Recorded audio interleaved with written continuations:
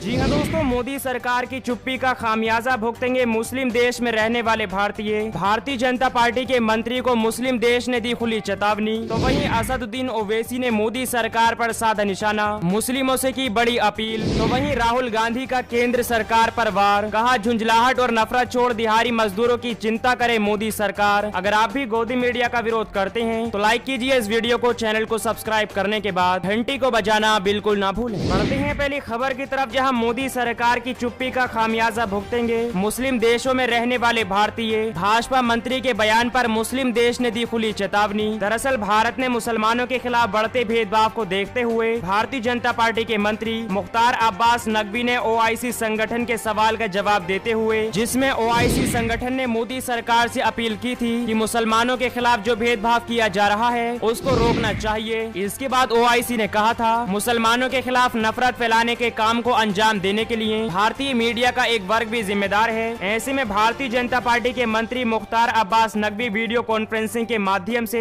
एक ऐसा जवाब देते हैं जिसे सुनकर कुछ लोगों को तो हैरानी होगी, लेकिन कुछ लोग आग बबूला भी हो सकते हैं। दरअसल मुख्तार अब्बास नकवी अपने बयान में कहते हैं मुसलमानों के लिए भारत एक स्वर्ग। देखिए, भारत अल्पसंख्यकों के लिए, मुसलमानों के लिए स्वर्ग है, मुसलमानों के लिए स्वर्ग है।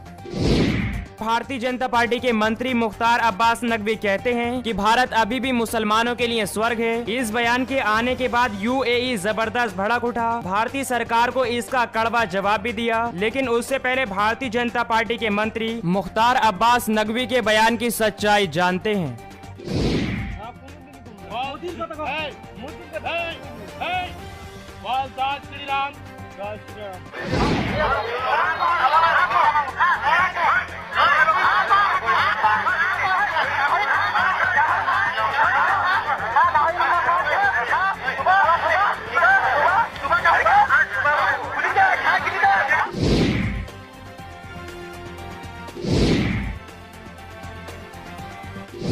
इससे जाहिर होता है कि भारतीय जनता पार्टी के मंत्री मुख्तार अब्बास नकवी जल्दबाजी में ओआईसी संगठन का जवाब दे गए। मुख्तार अब्बास नकवी के इस बयान का विरोध विदेशों के अलावा कुछ भारतीय लोग भी कर रहे हैं, लेकिन मुख्तार अब्बास नकवी के इस बयान का जवाब देते हुए यूएई के उद्यमी नूरा अल गुरैर ने ट्वीट किया। ट्वीट में कहा गया, taking inspiration from what the union minister of India has said, I think we in middle east should now start treating Hindus from India the same way Muslims are being treated in India, we should make it heaven for them. यानी कि भारत के केंद्रीय मंत्री ने जो कहा उससे हमें सबक लेते हुए मुझे लगता है कि हमें मिडिल ईस्ट में भारत से अपने अल्पसंख्यक हिंदुओं का इलाज शुरू कर देना चाहिए। जिस तरह भारत में मुसलमानों का किया जा रहा है, हमें उनके लिए स्वर्ग बनाना चाहिए। ये बयान यूएई के उद्यमी नूरा अल गुरैर का है। देखा जाए तो भाजपा मंत्री के बयान के बाद यूएई जबरदस्त भड़क उठा है। ऐसे में आप यूएई के बयान का सही तरीके से मतलब समझ सकते हैं कि आखिरकार यूएई के उद्यमी ने भारतीय जनता पार्टी के मंत्री को क्या चेतावनी दी है। देखा जाए तो भाजपा मंत्री मुख्तार अब्बास नकवी को अपना बयान ही भारी पड़ गया है। शायद भारतीय जनता पार्टी के मंत्री अपने ही नेताओं के बयानों को नहीं सुनते,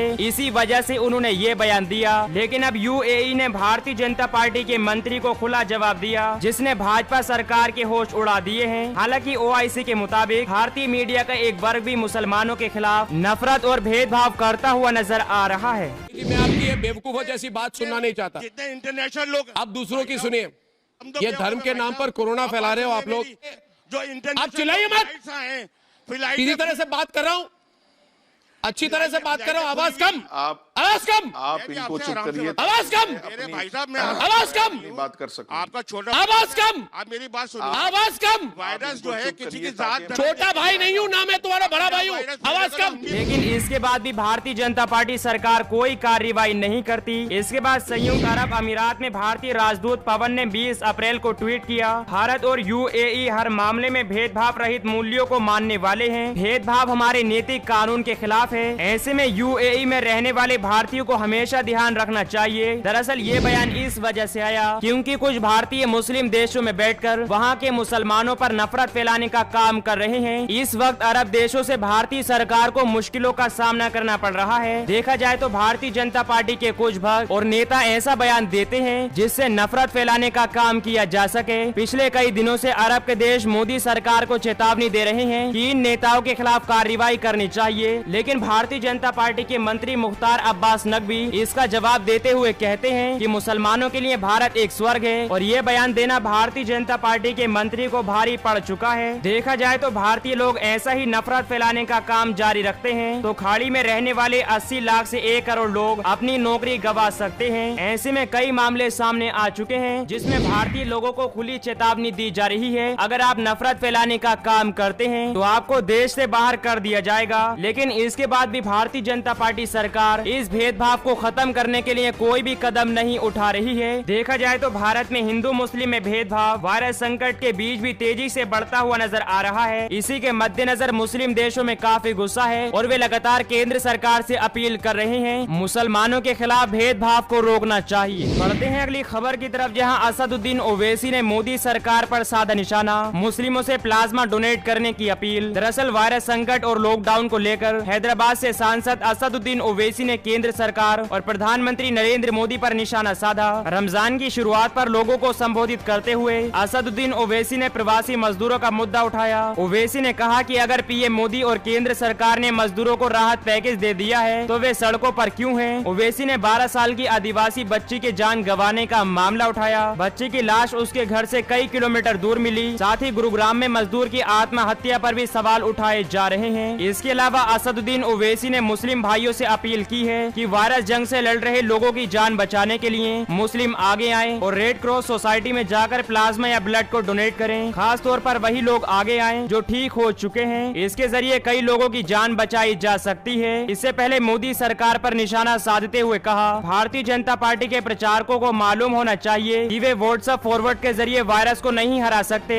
मुस्लिमों को बलि का बकरा बनाना वायरस की दवा नहीं है और न ही ये पर्याप्त टेस्टिंग का कोई विकल्प है। ऐसे में भारतीय जनता पार्टी के द्वारा झूठी खबरें फैलाकर मुसलमानों पर हमले किए जा रहे हैं। देखा जाए तो असदुद्दीन ओवैसी ने मजदूरों का मुद्दा उठाते हुए कहा कि अगर केंद्र सरकार ने कोई राहत भरा पैकेज जारी किया है तो मजदूर फिर सड़क पर उतरकर विरोध क्यों कर रहे हैं? इसका जवाब केंद्र सरकार और मोदी सरकार को देना चाहिए। हालांकि इसके अलावा असदुद्दीन ओवैसी ने मुस्लिम भाइयों से अपील करते हुए कहा कि जो वायरस से ठीक हो चुके हैं उन्हें आगे आकर दूसरे लोगों की जान बचानी चाहिए। बढ़ते हैं अगली खबर की तरफ, जहां राहुल गांधी का केंद्र सरकार पर वार, कहा झुंझलाहट और नफरत छोड़ दिहाड़ी मजदूरों की चिंता करे मोदी सरकार। दरअसल कांग्रेस नेता और केरल के वायनाड से सांसद राहुल गांधी लॉकडाउन में गरीब मजदूरों की रोजी रोटी को लेकर केंद्र सरकार पर तंज कसते हुए नजर आ रहे हैं। उन्होंने ये सिलसिला जारी रखते हुए गुरुवार को भी केंद्र सरकार को घेरा। कहा कि बेसहारा लोगों को अनाज और जीविका के साधन उपलब्ध कराना चाहिए और सरकार को इस मामले में जल्द से जल्द कदम उठाना चाहिए। राहुल गांधी ने ट्विटर पर कहा, कोविड-19 से रोज की रोटी कमाकर जीवन चलाने वाले भूखमरी का शिकार हो रहे हैं। झुंझलाहट और नफरत से किसी भी समस्या का समाधान नहीं होता। इस संकट में हमारे बेसहारा भाई बहनों को अन्न और जीविका की सुरक्षा देना सरकार की प्राथमिकता होनी चाहिए। इसके बाद कांग्रेस पार्टी के मुख्य प्रवक्ता रणदीप सुरजेवाला के मुताबिक कांग्रेस कार्य समिति की बैठक में राहुल गांधी ने एक बार फिर दोहराया कि लॉकडाउन एक पॉज बटन की तरह है और लॉकडाउन से वायरस को खत्म नहीं किया जा सकता।